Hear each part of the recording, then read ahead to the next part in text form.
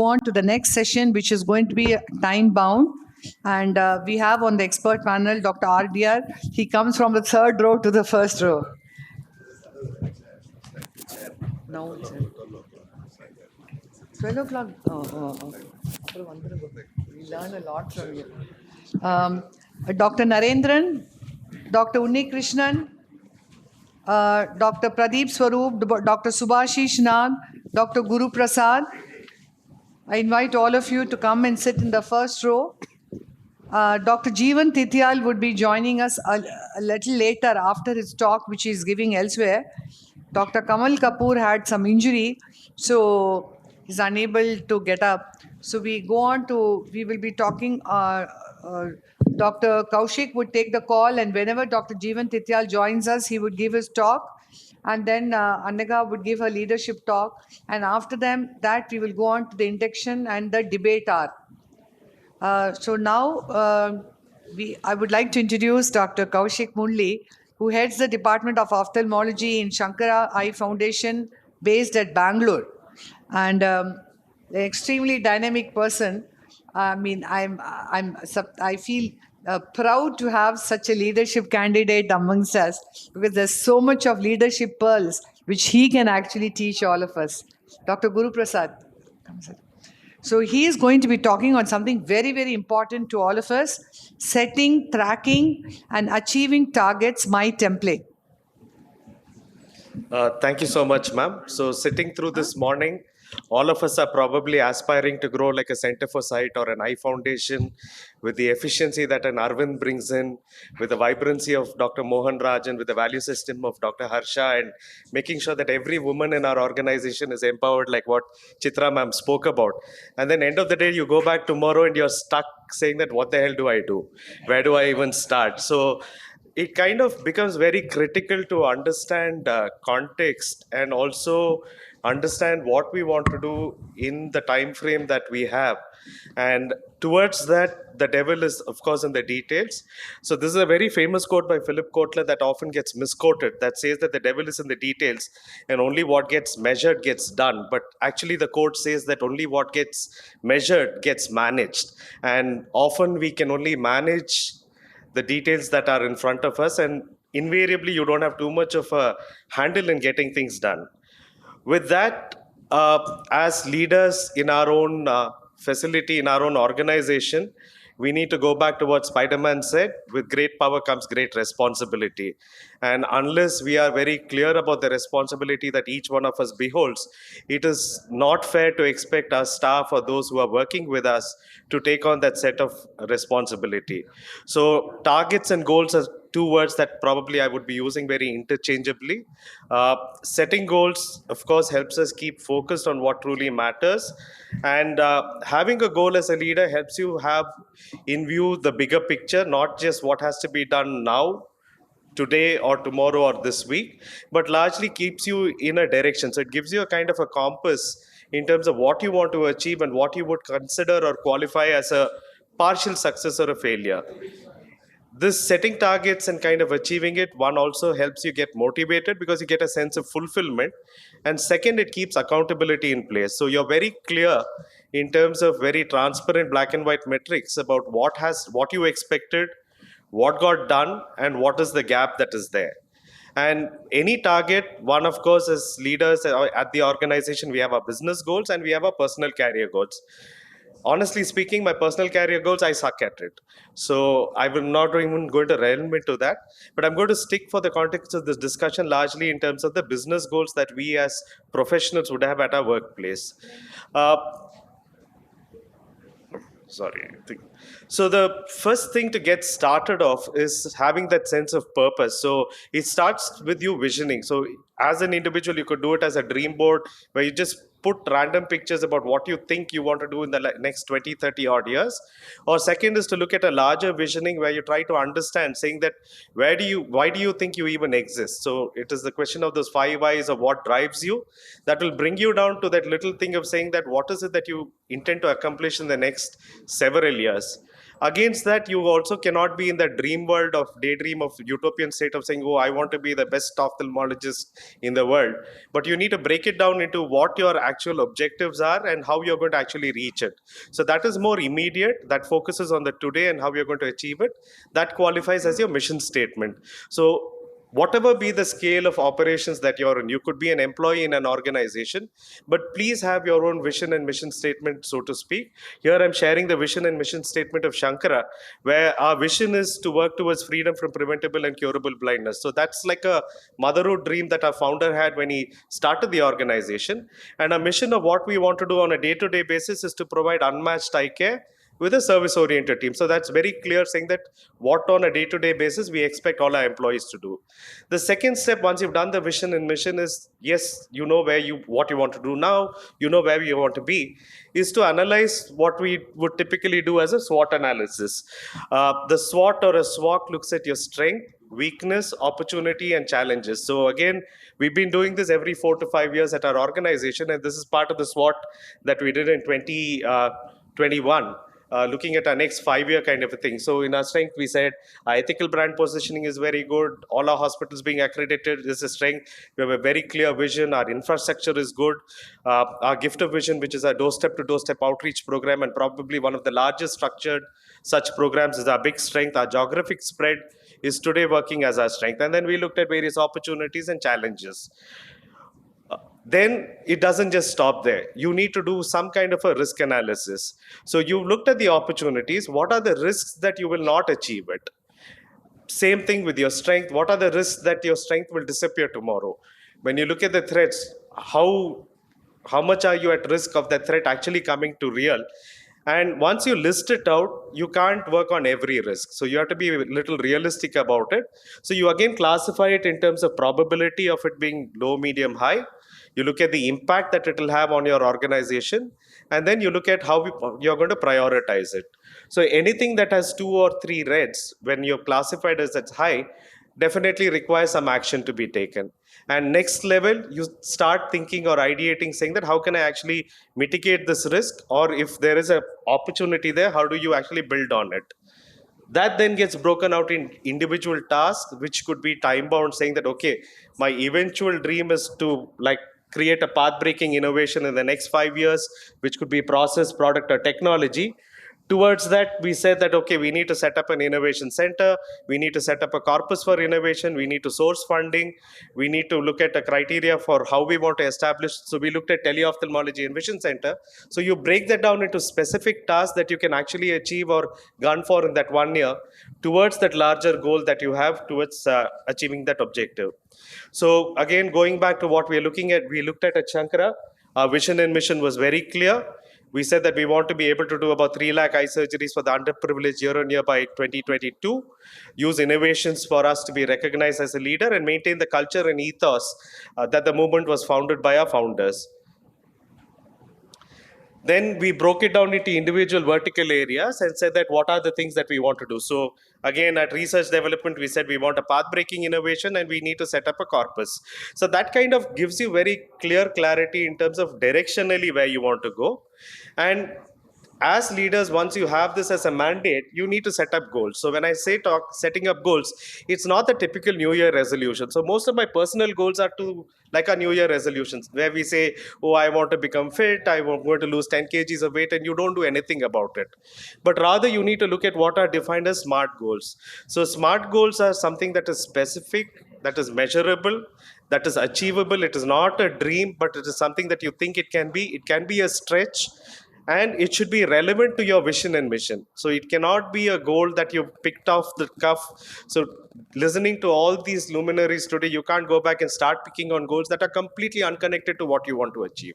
So it has to be very relevant to you, and there has to be a time frame in which you want to achieve it. It could be a month, it could be 6 months, it could be a year, it could be 5 years, but that time has to be put for when you want to achieve these goals. The second most important thing when you're setting yourself targets or goals is to understand the difference between a measurement and a metric. You would have seen a lot of charts that were showed today. So measurement is basically a instant. So it gives you saying that at that point in time, what was it? So for example, we had 5 near misses reported in 2022. That is a measurement. A metric gives you a little more information because you're comparing it with certain other aspects or to the baseline. So we're saying that, okay, our near miss events improved by 40% from 2021 to 2022. That means that we were more proactive in identifying potential risks in the hospital. So similarly, you have to be clear saying, are you measuring or are you looking at a metric? Over a period of time, all your measurements, are you building a trend line to see how the change is happening? That becomes very, very important. The second aspect when you're setting up your own targets or goals is to understand what are called as outcome metrics or performance metrics. Now, the outcome metrics tells you the outcome of something that you have done or not done, because it is too late to change what has happened. So it is basically history. It measures your past performance. So for example, 3,500 surgeries done last month. You cannot go back and change it. You can't travel in a time machine. So it's what we would define as a lag indicator. It is important to have these lag indicators because that tells you how you're moving. But more important is to look at a performance metric that tells you that what is it that you are doing that you can change that will have a more positive outcome, because this is more forward looking. So for example, your OPD to IPD conversion rate, if you're able to change it to 9.2% from 9%, then yes, that is a lead indicator. That means that there is some change that is happening and you can actually modify it, or the number of surgeries that were advised to those being cancelled, that becomes some kind of a performance metric that you can actually look at it when you're going ahead. Again, these are very random numbers I've plonked there. These are not actual data. When you're looking at goals, again, it is very important that it gives you direction, but it is extremely time consuming. So rather than battle it alone, I think somebody else had spoken that two heads are better than one.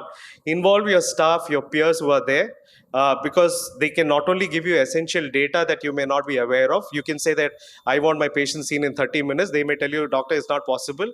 95% of patients come in between 11 to 12 and you cannot have your employees based on that. They help you fix any blind spots that you may not have. It is important for you to remember lessons learned. So what did you experience previously that can set it, and be sure that you're relevant and communicate it back to your team. It is not enough for you to have it in your mind. Put it out in the open so that everybody speaks the same language. What you should not do is don't get greedy. Like I said, 50%, 200% growth are great, but in your situation, is it possible? Be realistic about it. If you're not reviewing these goals, again, there is no point. It is not like how our politicians come and ask us during our elections. I'm coming out of the Karnataka elections where we saw our MLA after 4.5 years. So that doesn't help. So you have to periodically review so that your staff are aware that you're top of the game and you're knowing what it is. Also, you need to allow your team to overcome any possible challenges. This could be in funds, tools, training, and some of them may be resistance to change. So don't be diffident to let go of them. And what have you actually executed? Is this just an Excel sheet or a chart on your desk, or have you done anything about it? What you have as an individual goal needs to drill down into a departmental and an individual goal. Only then will it percolate down and will you actually achieve it. You cannot do all of it on your own. So break it up into various departmental activities, give them their own strategy, let them do the same exercise, saying that, okay, this is your goal post, how do you want to achieve it, what is the time frame that you think you want to do it, and then periodically keep again looking at it. Again, empower your department leads or whoever your in charges are. Give them that role, give them that responsibility, and you will suddenly see magic happen. So every Friday we get on to a 10-minute call with each one of our vertical leads. Why Friday? Because I know on a Thursday they're going to do that with their reportees, and they will look at the details of why certain things happened, why certain things did not happen, because you will get those small steps growing as well as you'll get some attention. And every Monday across our organization, all the business leads get into what is called as the 1-point agenda meeting, where they're allowed to bring up one aspect or one point for discussion, because certain things that you do probably are dependent on others doing or not doing things, or you need a support. So this becomes a great forum for you to ask for help, and where you need any cross-functional activities done, that kind of helps you up. Again, transparency is very critical when you're trying to achieve your targets. So we've found a lot of these open source tools, like a simple Google Sheet or a Google Doc, do magic. You don't need very complex dashboards for you to monitor it. Have clarity in what you're putting in, because this way everything is in black and white and all of you are seeing the same chart.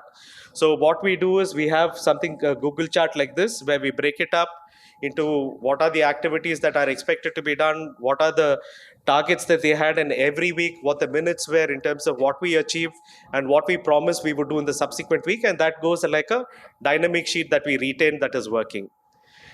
As a leader, again, it is very likely that you're going to beat yourself up for not achieving what you set out to do. That is where your vision becomes very critical in terms of why do you exist. So having a long-term goal helps you, because you will have those little bumps. None of us expected COVID to happen. The 5 days that you're here at the conference, your OPD is going to probably crash by 40-50%. You're not making 1 rupee of revenue. You're going to beat yourself up by saying that, oh, I want to make sure that I go back and not sleep well and get back to work early. But the minute you have a more long-term perspective, you're not going to neglect your health or your personal well-being. You have a much larger perspective and a goal. So you're looking at the bigger motherhood statement of probably eliminating blindness in our country, and that kind of keeps you going when those little things happen. Look at great leaders. Look at Martin Luther King. Look at Mahatma Gandhi. Why did they go to jail? They never got defeated when they got beaten up, because they were looking at independence of India, or they were looking at equality among human beings. So we can't be as great as they are, but at least have those goals that don't make your everyday tasks look very critical or urgent and helps you prioritize. The last thing that I would like to leave behind is this matrix called the Eisenhower matrix, that again is attributed to the 34th president of the United States, where you classify it in terms of urgency and importance. So this is something that I put together the day before I was traveling to Kochi, where we had to complete this presentation for AIOC. So that was urgent and important. So I looked at it. Watching PS2, yes, it was urgent and important because my wife and daughter wanted to, but I couldn't go for that movie because we couldn't get tickets. Completing paper submission in AI and cataract that we were working on was urgent. Was not urgent, but it was important. So I delegated it to somebody, asked them to work on it. I put that on the back burner. We have our alumni meeting happening on the sidelines. I knew that there's no way that I could get it done. So I've delegated it to a couple of our colleagues and our administrative staff who are handling that entire thing. Then the previous evening, some of my friends in Bangalore said, can we catch up at Toit, which is a very popular microbrewery. Looking at all the other stuff, I knew for a fact that there's no way I'm going to do that. So that is something that you delete out. So having this kind of a simple grid in terms of having your laundry list and classifying it will very easily help you kind of put some method to the madness. I'll finally end this with this quote, again attributed to Pablo Picasso, saying that our goals can only be reached through a vehicle or a plan that we should fervently believe and upon which we act, and there is no other route to success. So once again, a big thank you to Chitra ma'am and the ARC team for inviting me here. एक minute Oh, अच्छा ठीक okay. That was a wonderful talk, and wonderful it was. Thank you very much for that. I would want the expert panel, before Kamal Kapoor takes on the talk, all of us need to know, while you say, I have to go for the court martial, so I'm going to miss Kamal Kapoor's talk. But please, he's the heads of Sharpsight Institute, a Sharpsight group of hospitals.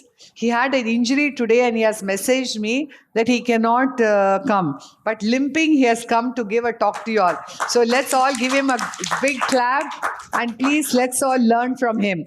So, and yes, I wanted to ask the expert panel, Dr. Guru Prasad and Dr. Kaushik, how would you incentivize your staff? You know, a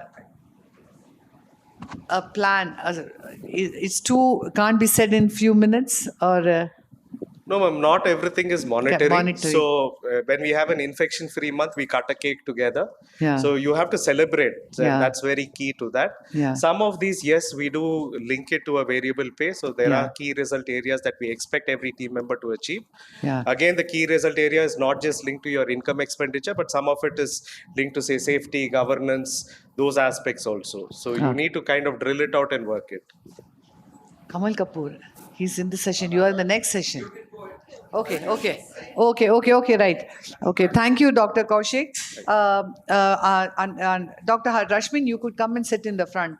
Annaga is in the next leadership talk. She's giving her talk now. And then Dr. Kamal Kapoor will talk. And then Dr. Rashmin, you would be giving your talk. And yes, I'll be back in 1.5 hours. Yes. Can I? Yes. You asked me the question, so Yes, can I want your answer. So, Yes. so the thing is, like Sir said, not everything is monetary or not necessarily incentivized in terms of economics or money. So what we follow is we have quarterly meetings of departments. For example, it could be the reception department, it could be the operation status staff department, or it could be the OPD secretaries department, and we make a leader out of the group. And that, the making the leader itself is an incentive for that person to work, Anaga. is a motivation for the person to work, and His he or talk she is it? will see to it that things go on smoothly. They will try to find out what is the problem, what are the problems that need to be addressed in Yes. that particular department, and they will come out with solutions, and we have to sort of just listen to them and say yes, Yes. they are really brilliant. If you give them that leadership and Yes. empower them with that leadership, they do a good job. Sorry, there's again a break. I'm so happy that Dr. Jivan Titial is here. And I think he just needs no introduction. He heads the RP Center, a brilliant cataract refractive surgeon and a leader. And we are truly, truly lucky. I think you should all give me a clap for getting the best of leaders here, the best on the panel, and the best of speakers. And I think there's so much of learning which will come for us. If not anything, there'll be a huge rush of positive energy in us to go back and do what we are doing. Thank you very much, Dr. Titial, in spite of your busy schedule to be with us. Sorry, I will be missing your talk because I have to go for the court martial, but I would listen to the recording and get back to you. Thank you. This is happening for last 2 times. You're not listening my talks at all. Busy. No, I'm not busy. Martha keeps changing. Dr. Rashmin, can we request you to please come in the front? Dr. Rashmin Gandhi. Include expert panel, Subhashish Nandini. Good afternoon, friends. Good afternoon. Because One last minute, sorry, sir. Yeah, please carry on. Sorry, I just want all of you to know that even before I come, the introduction of the new LDP candidates will be done, and then we will go on to the debate hour by the time I finish. Okay? So the next talk will be by Dr. Jivan Titial, sir, who is the chief of RP Center, and he'll be talking on time-bound activities that I perform as an administrator and overview. Dr. Titial, sir.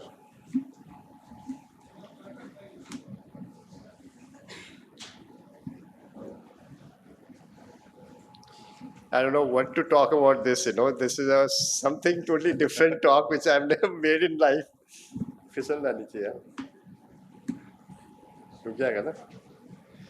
But I think I can make some justice out of this, because this 8-10 minutes, let me throw some light to a young generation sitting here, leaders sitting here, because they may become an administrator. And yesterday I was talking about, curriculum. It is unfortunate that, we make, physicians, surgeons, and, doctors, but we don't make administrators. We don't have anything in a curriculum to teach them what's the art of, administration to manage things. And that challenge normally forced onto you when you become a faculty in some institution. And fortunately, its center, which was developed way back in 1967 with the vision of Professor L.P. Agarwal, where we had the various organization departments where everybody was looking after some specific areas. And that also gave an opportunity to lead that area, to build that area, and think for a future how it's going to develop. So these subspecialty clinics which he started in those days, we still follow them, and now they have become a super specialty areas. Not only for an institution, academic institution, for everywhere in the world also, we now look for a super specialization. In fact, that will become a ultra super specialization in the next few years. Retina will not become a super specialization. That's a subject now. In retina also, you'll have a various subsets which will become super specialization. There will be one person doing only macular treatment, maybe a medical, surgical. Similarly, in areas like cataract, refractive also. And that's the future. And this is what I'm looking after, the large gamut of people in RP Center, and which has almost 1,000 people working in the center. This is a part of All India Institute of Medical Sciences. And RP Center is 320-bedded hospital. And it has so many other gamuts. So we have now 51 faculty, around 150, 60 resident doctors doing SR-ship, or a residency program, 96 optometry students, 15 PhD students, around 200 plus staff nurses and more than 400, 500 other staffs to help RP Center. So these are people who I have to look into, and which are the administrator responsibility, which is maybe a time bound, because everything in time bound nowadays, if you are an administrator, you can't say I'll do it tomorrow. It has to be done within a frame of time. The center related activities, which I do every day, clinical work and the surgical work areas, the aims related administrative works, which may depend on various meetings, committees, and most important and most difficult part is dealing with the government agencies, which is really time bound sometimes, and addressing the public grievances. That is, I think, major challenge for any administrator. You do have a grievances in your own working area, but the public grievances are one which has to be dealt in an appropriate manner, and it has to be answered to your own administrative area. Not only that, you have to answer to the agencies which are governing those institutions, because we are a government supported institute, so it has to be answered to not only the health ministry, it goes to the PMO also. So these are various responsibilities which we have: clinical, OPD round, teaching, OTs, and the more importantly, which I've realized since I became in charge of a budget for last 10, 15 years, because that is one area in an institution which will keep the institution growing. Unless you have a budgeting properly, you can't grow, because you have to acquire various devices, equipments, improve the facilities, enhancement of pre-existing areas. You require a proper budgeting, and to win that budget from the administration is a real challenge and art, and how you face them, because everything requires a justification. Because whatever you do, if you don't have a proper justification, you'll never succeed in acquiring that or achieving that particular project of yours. Then you have various other important areas: recruitment of various staff, not only faculty, up to the sweepers and the multitask workers and lift operators. That you have to look into that area and make sure you have a right person coming in those areas, and keep looking for their work also. Then other important area which as a RP Center chief has is an important role is assisting the Ministry of Health in blindness programs, other surveys, which is a very important aspect. In fact, we have done justice in last 5 or 6 decades in this aspect, and we have done so many surveys, not only with the Ministry of Health, we are doing with the WHO, as we are the collaborating center for WHO in the country. Then other important area which I have listed here is the parliamentary questions. We do a lot of RTIs. This is a part of a job, but parliamentary questions are one which are thrown to you in the morning, and they want to answer by afternoon. And they are questions which are difficult to answer. And this is a difficult part, and it's real challenging. And next day you get a query why you have not sent the answers. So this is the actual time-bound thing, which is very difficult to answer.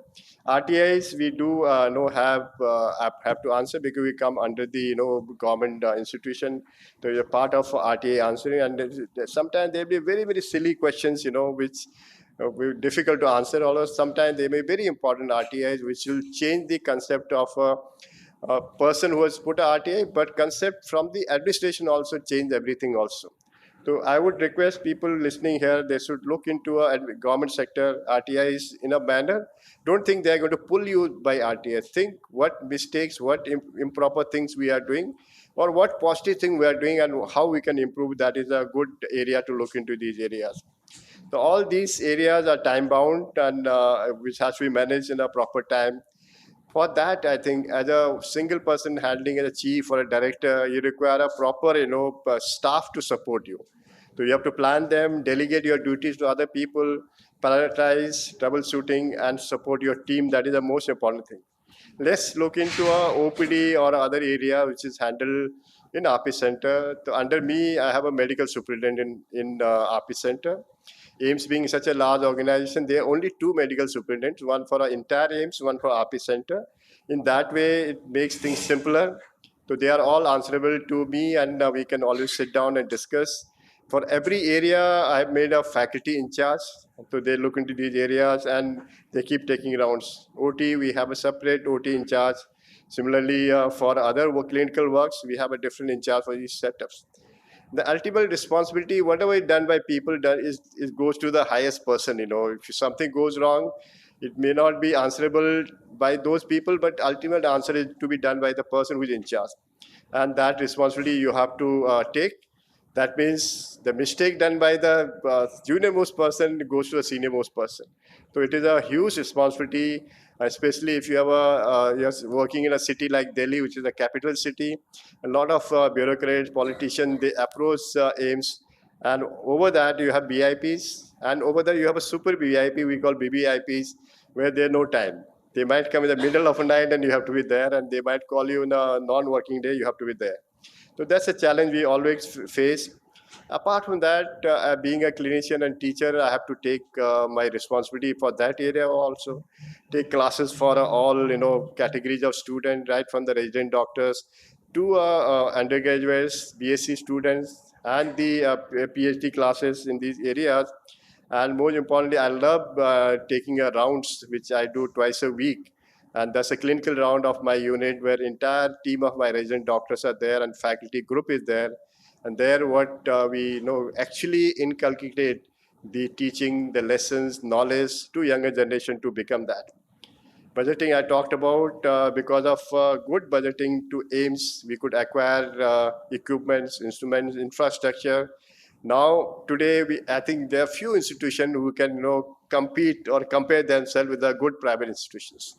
And private institutions are standalone ophthalmic institutions where we are a part of an entire university. And it's very difficult to sustain that pressure, offer newer things coming every time in next every 5 or 10 years.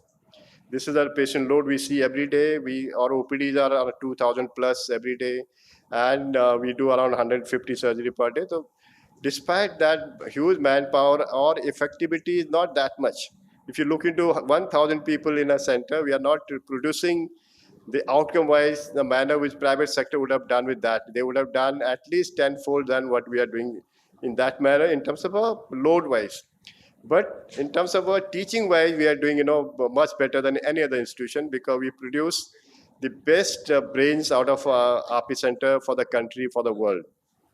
Research is our priority. We are also working on that research. The time-bound thing, which I look into, presentation of people in time, completion of their research in time, getting your analysis done in appropriate manner. Most important thing which administrator has is the appraisal. That is looking onto checking what has been done in that particular area by that particular person or that particular committee or unit. The appraisal is a very important part for us succeeding to manage a proper unit. I say unit because everything is unit. If there's an appraisal, you'll do better. So make sure you have a monthly, 3 monthly, 6 monthly, 1 yearly appraisal. As far as our faculty is concerned, we do 1 yearly appraisal. For other staffs, it's a daily or a monthly appraisal to be done in these areas. Here, I would like to highlight few important things like we are doing a blindness surveys. We are doing a trachoma survey, as I talked about yesterday. India is yet to be declared in a WHO list, a trachoma-free country. But you all understand we hardly see trachoma nowadays. We would have been listed 30 years back trachoma-free. But now we are doing a survey because the survey requires to be done for a whole country. Now we are doing for at least 270 districts of our country. We are nearly completing by this month. Huge sample size, and we know that is less than what WHO recommends, less than 5%. We are around 3% of trichiasis, that is sequelae of trachoma. So no, we are not looking for active. Active trachoma, we are declared free in 2018-19. We are looking at sequelae. That means if sequelae are not there, that means trachoma was not there for last so many years. So hopefully this year, by end of mid of this year, by end of this year, we'll have a WHO reporting and labeling India trachoma free. Parliamentary question I talked about, grievances is another important part. We do have a teams, committees, not only for public related grievances, hospital related, and nowadays major challenge is student related grievances. A lot of mental, physical stress is there, and the harassment part is one of the most difficult part to tackle with. That we have to do every time. And I know that you have only 24 hours. You have to divide that 24 hours into your own areas also. I do work every day, average of 10 to 12 hours a day. And I'm the first person to come to hospital and last person to leave. So that is the responsibility as an administrator, as a moderator of an entire area. You have to show that you are the most punctual person so other people follow that. I remember the days of Dr. L.P. Agarwal. He used to stand in the OPD gate. We had only one gate those days to entry at 8 o'clock sharp. And anybody coming after 8 o'clock was, taken away and fined for a day for 25 rupees. And 25 rupees those days, sir will remember, is a huge cost. And but 1st October, you have to wear a tie. Without tie, you can't enter from the October onwards. And the maintenance of your status depends on how well you are dressed. If you're not properly dressed, then entire scenario goes difficult in terms of patient and don't understand this is a good area, clean area. And I remember now for last since I think now 10 years, the government has the program, at least 8 years, Kaya Kalp, which looks into the facilities and the safety and the cleanness of our various hospital areas. And amongst the various institutions, AIMS always stood first. Amongst the AIMS, RP Center always been number one in a Kayakkal program. That's because we handle the RP Center very, very effectively in all areas. And thank you for kind listening and the entire team of mine. Thank you so much for that wonderful presentation, sir. From the time you enter in the hospital, from the time you are leaving, you are playing multiple roles. You are a manager, you are a clinician, you are a business person. And other than the ophthalmology training, you were not trained in any of these. And you are dealing with crores of rupees every day, managing 300 people. How do you actually manage all this, sir, without any training? What would be the message you would like to give the leaders of tomorrow, sir? The only message, I've been working on that to have some sort of involvement of an administrator in the hospital systems. So we have now for last 20 years, we have a course which is called MHA or Hospital Administrative Area. So that is being done, Master in Hospital Administration. Those people are supposed to handle the other areas of hospital management. But as a person who is doing medical education, there has to be something in terms of maybe some sort of a little bit of MBA related type of teaching has to be there in a curriculum, which will make sure you learn. Other thing is every time the institutions should have a sort of a seminars and discussion with these people and give you the teaching and tips of how you handle. Like I was talking yesterday, residency program, we didn't have a structured residency program. We all learned by seeing other persons. We learned by mistakes and good things of other person. Same thing is happening for us also. We learned from seeing other seniors, how they handle and trying to learn. In that process, we do mistakes also. It's not that we don't do mistakes. And with that mistake, we have learned many, many things also. And I can understand if you're doing some work, unless you have a mistake, that means you are not doing work properly. So Can we have some comments from the expert panel, Guru Prasad, sir? Yes, sir, yeah. Yeah, I think there are two types of people. We all know type A and type B personalities. And it's impossible to be an administrator or a head of an institute if you're a type A personality. Because you end up doing everything yourself. You try to do everything yourself, and you end up not doing anything right. So I think it's better to be a type B and get things done by the type A people. That's what is the definition of a type B person. Pradeep So Sarup, sir. How effectively have you been able to delegate your work? I think, Dr. Sarup, that is the most important part we have learned in the RP Center, delegation to your, team of people. That's why we have 51 faculty members. All 51 faculty members have a responsibility. They've been given responsibility not only for, academics, for everything, right? From the administration of various areas, stores, management, which is the most important area for everybody is in charge for everything and they are responsible. And their responsibility has to be accountable. That is more important. And since I've taken over, we do have monthly review system for everything. We have started. We didn't have the you can say review of budgeting, review of your stores, review of accounts, review of patients coming to various clinics and OPDs, and we are trying to change every day the new things. I hope that whatever time I have, I can make some new change and we survive the onslaught of newer things coming in the practice. Thank you so much, sir, for your. Yeah. Give us an example of a parliamentary question which has There'll be one question. Suppose how many ventilators are there in the institute, various government institutions, and when they were installed, how effective they were, how many patients were treated, and how were they procured? This will be a question, and it will come to the director AIMS. He'll put it to his PS will put to every area and chiefs of center, head of departments, everything, and he'll come to RP center. Then I have to think, yeah, we don't have ventilators. What to answer? Then I write medical superintendent AIMS to answer. That question will come. You are a part of COVID management. The entire team was managing COVID, so you should answer this also, right? You didn't have any ventilators. Then you say, okay, write this. Then there was a question in Parliament subsequently why entire AIMS RP center never had one ventilator. There should be one area developed in RP center for emergency care, and they should start ICU in RP center.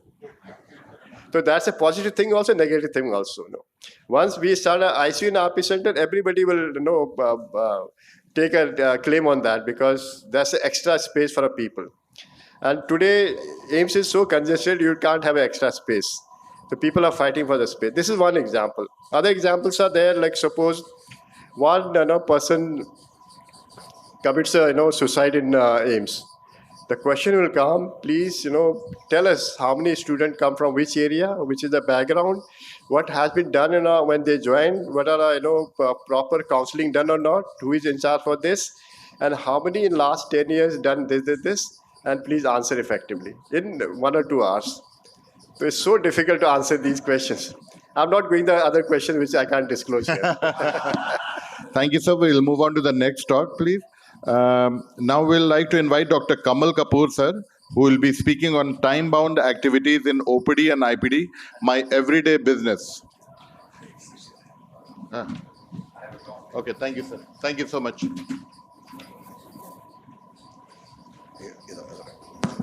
A very good afternoon. I think this is something which is kind of out of syllabus, as Dr. Tityal said, but nevertheless, I'll be talking about how the lessons I have learned in my organization. But let me tell you that yesterday we had an instruction course which was very, very appreciated. It is about what they didn't teach me in a medical school. It talked about social media marketing. It talked about dealing with unhappy patients. It talked about HR, quality control, patient grievances, handling, organogram, everything. So we've developed these systems in-house in my organization. And I agree with everybody else that I am a type A personality, but at some point I pulled back. Then I got the people who do the job best. Let them do it. All I do is tell them what I want and I walk back. So I think it'll be very interesting for everybody to know. People like Dr. Sinha and all, they all think I'm a very busy guy. I plan my time very well. I start at 9:30 and for last 20 years, I never worked beyond 5:30. I pack whatever I pack in that time, and the instructions to my doctors are also to roll down by 6 because I tell them I want you to have a life. We all have our lives. Somewhere we get lost and we get ambitious, and by the time we realize life has whizzed by. So all our doctors, until there's something very extraordinary, are asked to close their respective centers by 6 and be back home with their families. And that is a dictum which I as a team leader also follow. I start at my time and I finish 15 minutes before my time, and I spend time with the teams, and that's how we go about it.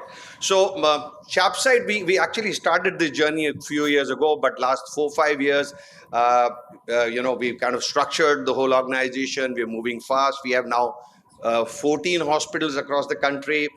I'll be discussing the strategies, what I do to manage my day, and the flow management. The reason why a practitioner must balance his day is because that time is money, time is life. Every minute I'm wasting my life. But when I manage my patients well, I give my patients more quality time.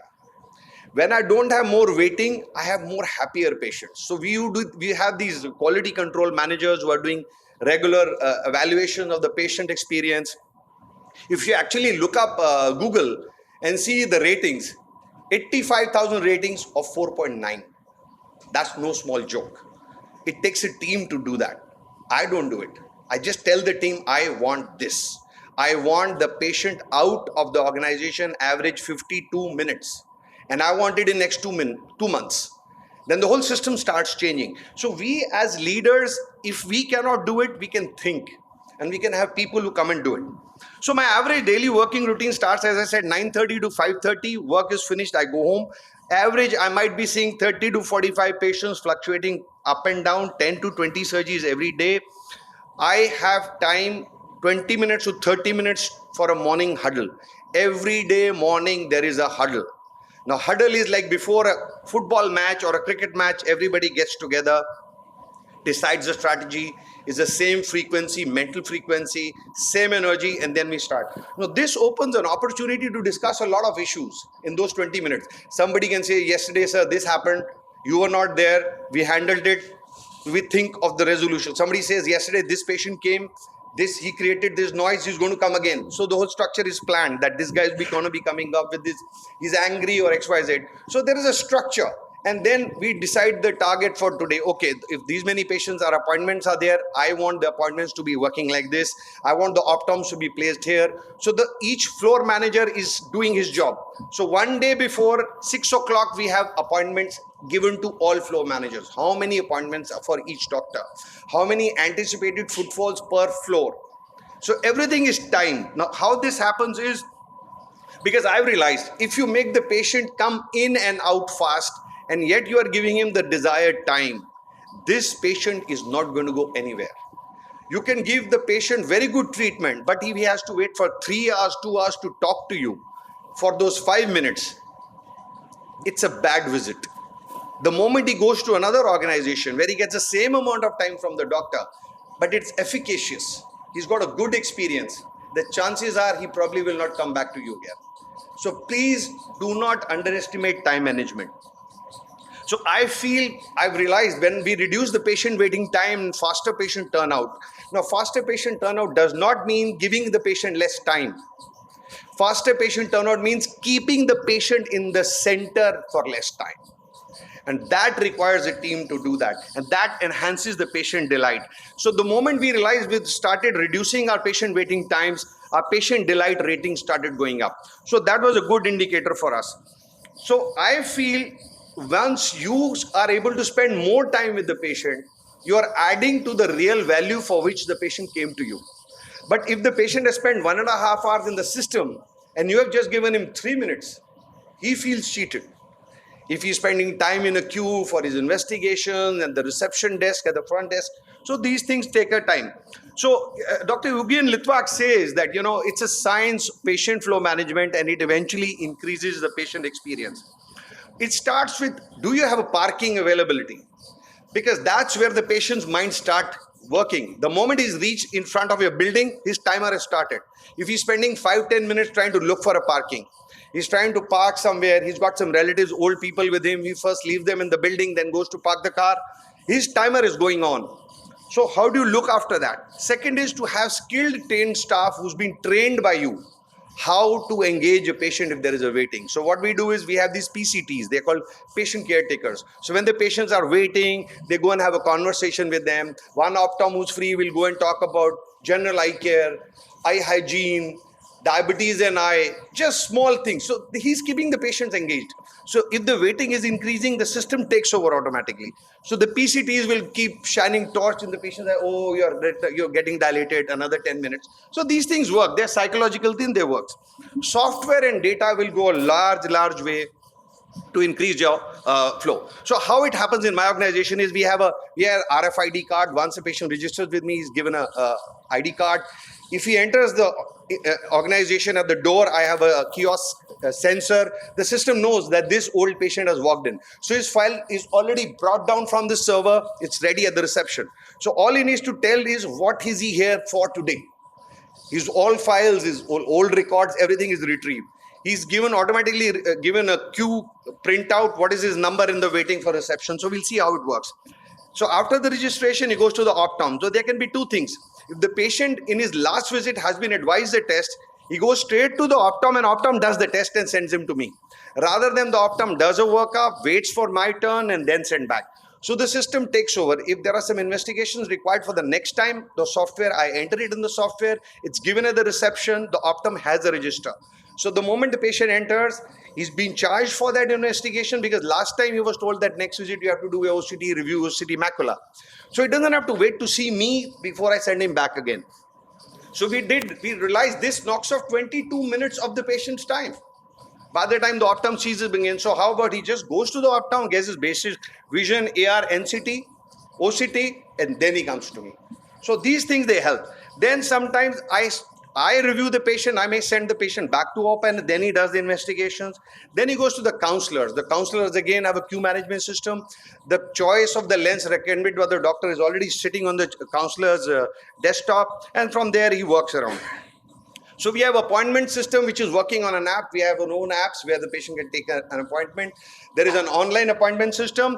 And when I'm seeing the patient today, the moment I click the button, how many days, his appointment is automatically registered at the server. He gets an SMS on the same day. He gets a reminder 1 day before, and he gets an SMS 2 hours before his appointment.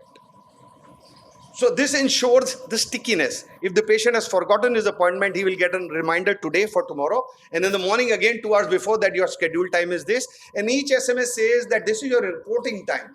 This is not the time when the doctor sees you. So expectations are already low. So the feel bad factor is gone. So you can block an appointment for me or any of the doctors from the app. There's a QR code. The moment you enter the organization, you can scan the QR code, you get the app, and then you can actually run through the whole organization through that app. We have these live video sessions where the doctor wants to be consulted with. He wants to talk to the tele center. He wants to talk to his counselor. Everything is through the app. So everything is working fine. Now, morning huddles, as I said, is a very, very important thing. I think you all should do it before you start the day's work. 15 to 20 minutes with all your staff. Have some light conversation, some yesterday's anecdotes, some learnings, what we have learned today, what is the intentionality for the day, it works. So this huddle is done with the optoms, floor managers, doctors, and PCTs, everybody who's coming in contact with the patient. Each department has their own huddle. So reception and front desk will have their own huddle. Telecallers will have their own huddle. So it works on a system. So I also do a lot of team binding activities. We travel together. Just 4 months ago, I took the complete team of 200 people to Thailand because, you know, they did well. The March was good. Year closing was good. So I took the whole core team to Thailand. So these things what they do is they get that binding, that feel good factor in the organization. So everybody works for one goal. When the boss says, I want it done, it happens because they realize if it happens, they get rewards. And as they said, rewards are not always money. Rewards is fun activities. Rewards is appreciation. Rewards is having 800, 900 people clap for you. Give them certificates. So a lot of times it's not just money. So, you know, you need to meet the team before you start. And this is how the appointment system works. Online, every day morning, the system is showing on the screen to the doctor. We get a screenshot. 10-minute gap appointments are given. All the doctors in the morning get a WhatsApp before they leave their home. How is the day planned? What is the time they have to reach the OT? How many patients in first slot? How many old review patients? How many new patients? And how many expected walk-ins? So everything is calculated. Careful, making sure that the getting in the system is very easy. Patients are given these letters first time they come that, this is your appointment time.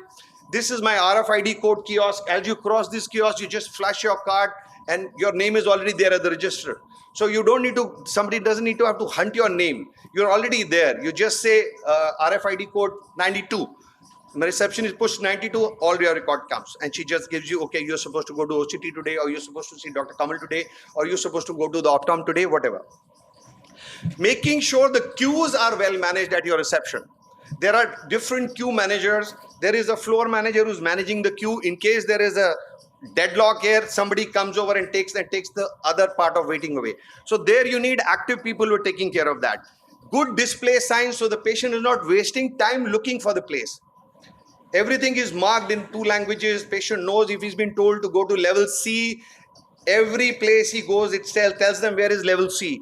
Because sometimes the patient may lose his way in the vicinity and get lost and waste time.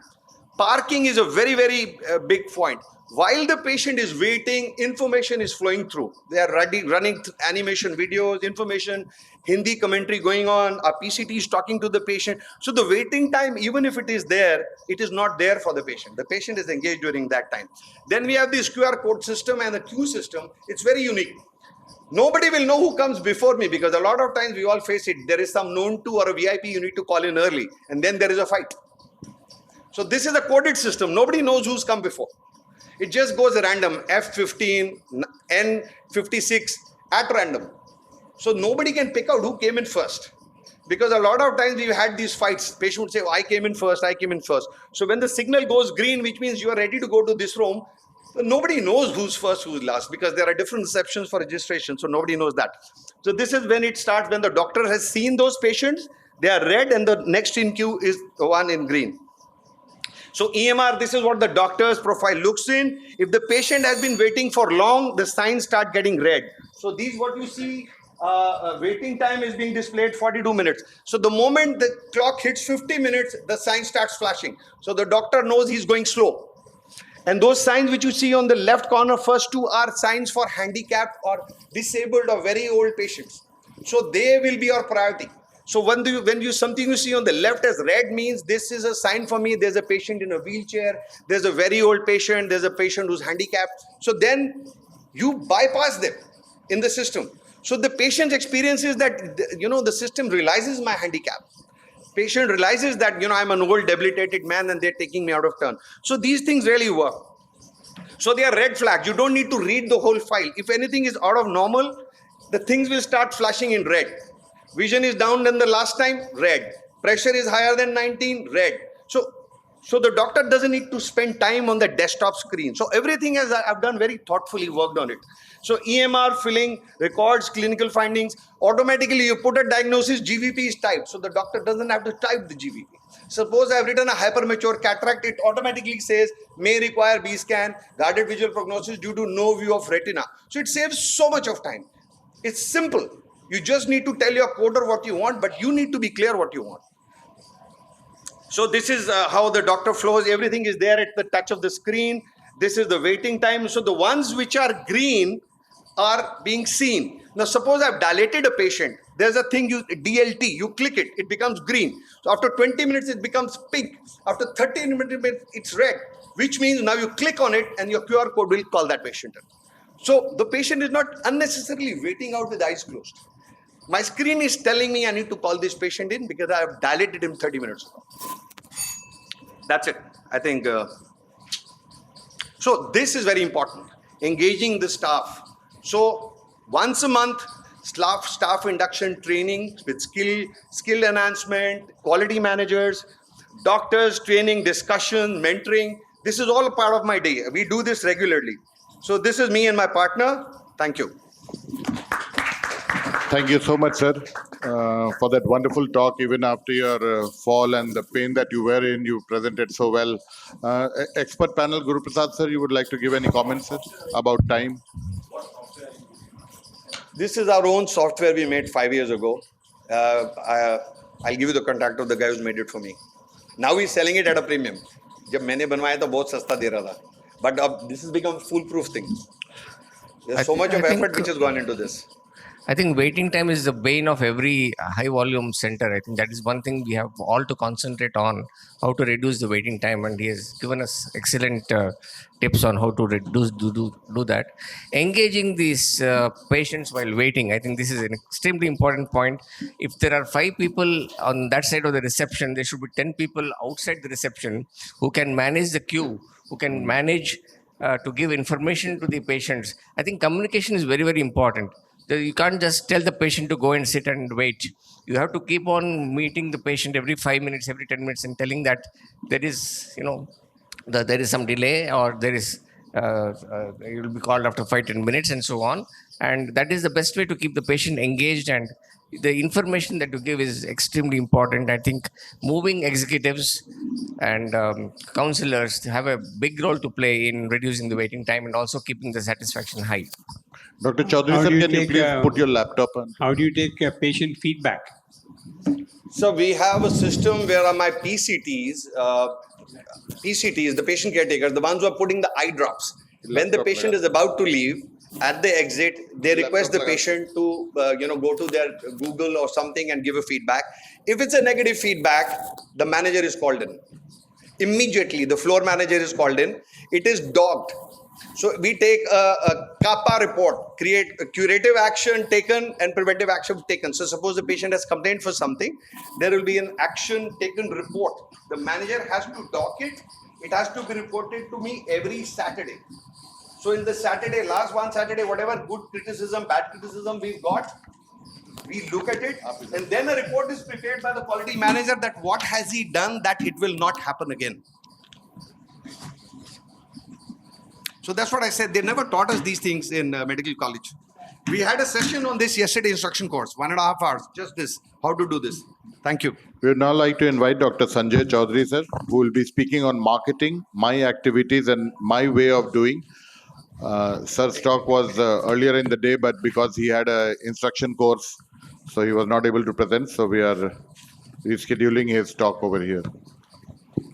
Thank you, sir, for adjusting me. And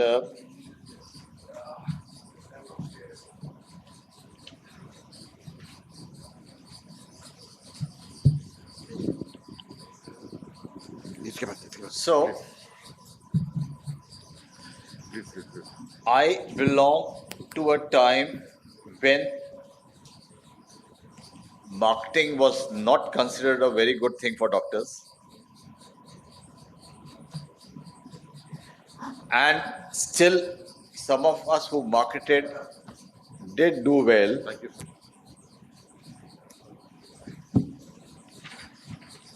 And our way of marketing so many years back, they worked at that age and era. The concepts have totally changed now. That time we used to market by having articles written in newspapers, running columns, running advertisements. But those were just kind of making the people get aware that you exist. But when they actually require a doctor, that thing may not click to their mind. Today's marketing is different. Today he requires something, he goes and immediately finds out from his phone, this is what is my problem, who are the people available who can solve my problem. So the old marketing concepts are totally out. The digital marketing is the way to go. The social media marketing is the way to go. Because even if I have to look at anything, I just open up my phone in the Google, I type and find out what I want.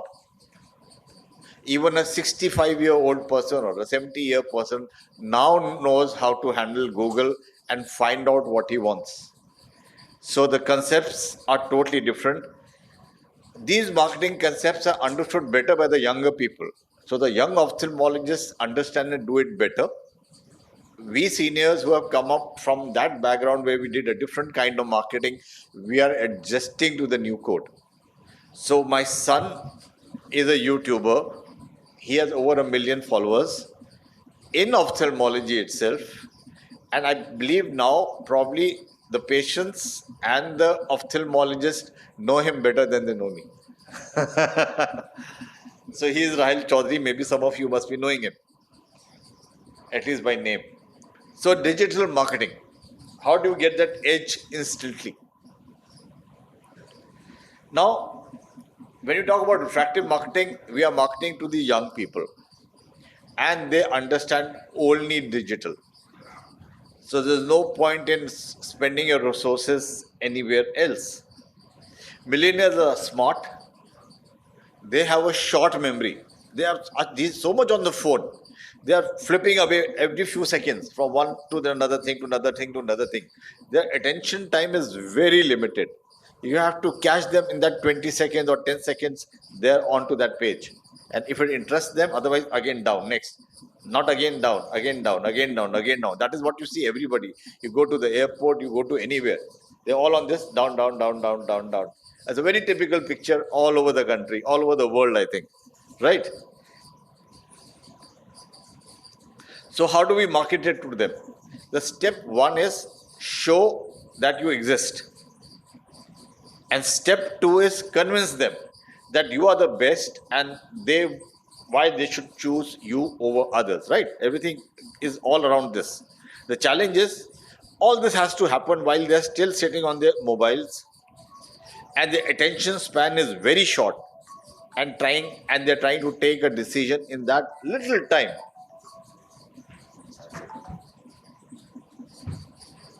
Okay, so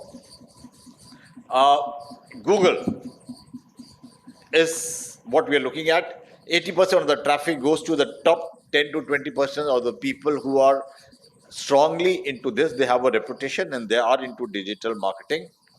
So here's an example of Google AdWords and Google stories that our ad starts showing up. ICL eye surgery in Delhi by I7, low cost, whatever. So he's typing ICL, and immediately when he types ICL, this starts showing up.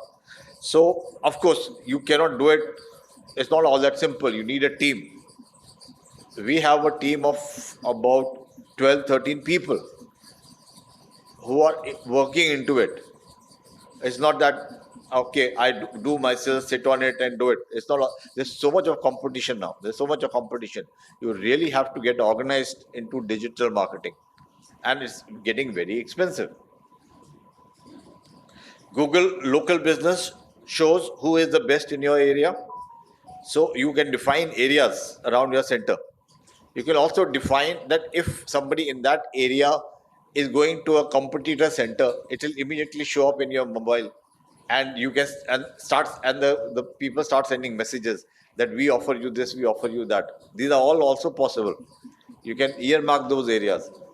There are these 4 centers in my area, and the moment somebody enters their center and the net is checking out that he's entered this center, immediately the messages start going to him, that we offer this, we offer this, we offer this, we offer this. It's a very dicey system. So these are the ratings which they're talking about. We have 4.9 rating, 5 rating. SEOs and YouTube optimization. So when you optimize your SEOs, are people are working to make you more visible, and YouTube's optimization is the moment you feed something. Now you want to see an ICL. The moment you feed ICL, there would be so many people on YouTube.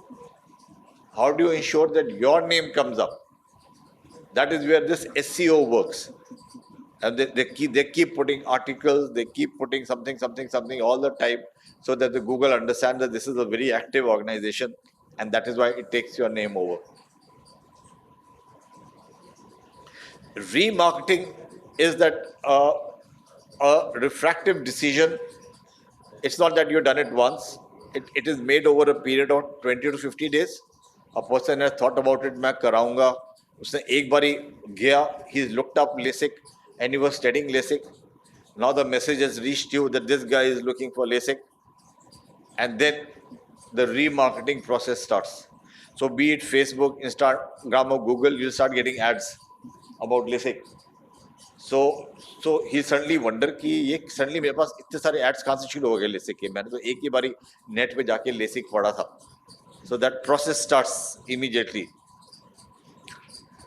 The step 1 is complete. That somebody is now aware that even if I'm going to that Anaga's place and the patient has entered there, the message starts going, well, there is someone, Dr. Chaudhary there, or there is somebody in Banaras there, or there's somebody in Patna there who is also a LASIK surgeon.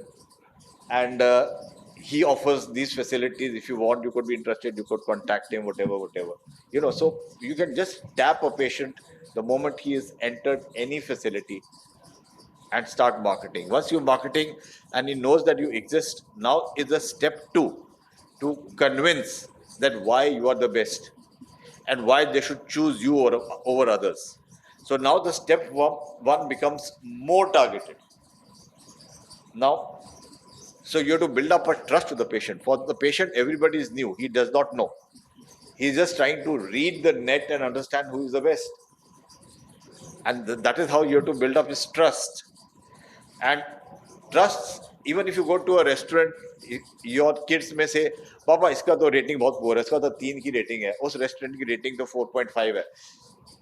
The parents would not have a say. The kids will take you there because the rating of that is better. The food may not turn out to be better, but the rating is better. So the choice of choosing has totally changed. Reputation is still there, it still works. The word of mouth referral is still very strong कि मैंने operation कराया था नागा से, उसे किसी को बताया, उसने भी ऑपरेशन कराया कि मैंने उससे कराया था, very happy you go there. The person would still go there, but that fraction is reducing. The other social media is throwing up so many other options that a person gets tempted to see ki why one person. Let me try this fourth person also and find out who is the best. So all these review systems, the rating system with which we talk about, who is the best doctor in ICL, who is the best doctor in ICL in Delhi. YouTubes are the best to build trust because now that he has got some information, he goes on the YouTube, he wants to see more about this procedure. So there the YouTubers come in. They've shown their surgeries. We do it like this. The patient is walking in like this. He gets attended like this. He gets care like this. He gets operated like this. He gets rewarded like this. You know. So he sees all that and he doesn't see that in other people. So he says, this looks like a better place to go. And then that he starts making up his mind. So it's more interactive. And it is said that by another few years, 80% of the decisions would be taken by people online. And yeah, so the idea is, the last line, that by the time the patient enters your clinic, he is already sold. He knows कि मेरे को यहाँ से ही कराना है. Now, if you are able to do that little thing to keep him happy during the consultation process, which Kamal Kapoor was talking about, your conversion becomes very easy. Thank you so much. Thank you so much, sir. For paucity of time, we'll skip the discussion.